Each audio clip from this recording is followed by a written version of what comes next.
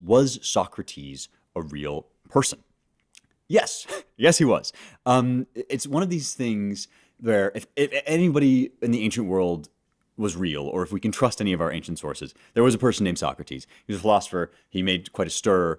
He was put to death. I mean, these basic facts of his life we know to be true. So far as we know anything to be true about the ancient world, which is by the reliable historical reports of eyewitnesses and people who were there and knew him. Where things get trickier is not did he exist or not, because he did exist. The tricky part is what was he actually like and what did he actually do? And that is hard because Plato himself, who was the student of Socrates. Remember, Socrates kind of doesn't write anything down. In many ways, the forefather of all Western philosophy, although there were many philosophers who preceded him, but he kind of began the movement that we are now still in of trying to seek out stable truth in a world that seems to have a lot of things that are shifting and in flux.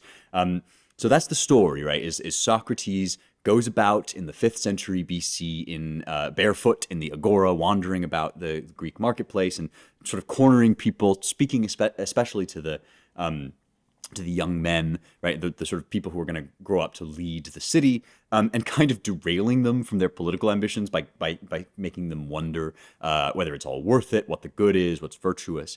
And so the story goes, right, that he stands against this sophistic movement, the movement of sophistes, or sophistae is the plural, but the sophistes, one sophistes is a sophist. It basically just means wise teacher, but these were guys who were selling these kind of erudite, flashy doctrines and rhetorical skills. And the story again goes that these people were relativists. They were teaching how to use your smarts to get political power. And Socrates was about how to actually get at the truth. And this was so threatening to the order of the city and to things like the civic religion that we talked about in the Antigone episode. This was so threatening that they had him killed. And Plato learned from him, went on to try to capture in dialogue form what it was to know this man and to have your life changed by him, and how in relationship and friendship he drew out of people wisdom and knowledge that they didn't even know they were missing.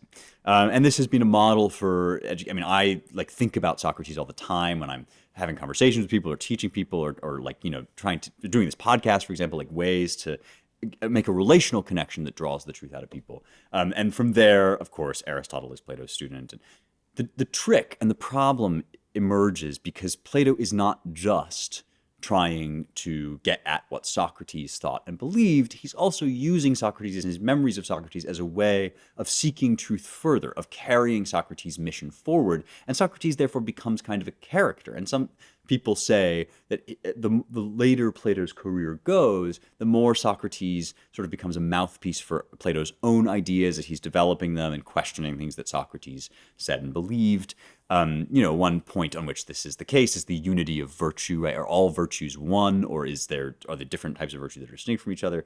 And so it's really almost impossible for us to know which of these details, especially the anecdotes and the stories, which of these are exactly true to life, which of them have been magnified, and which of them are just sort of made up in this fictional way.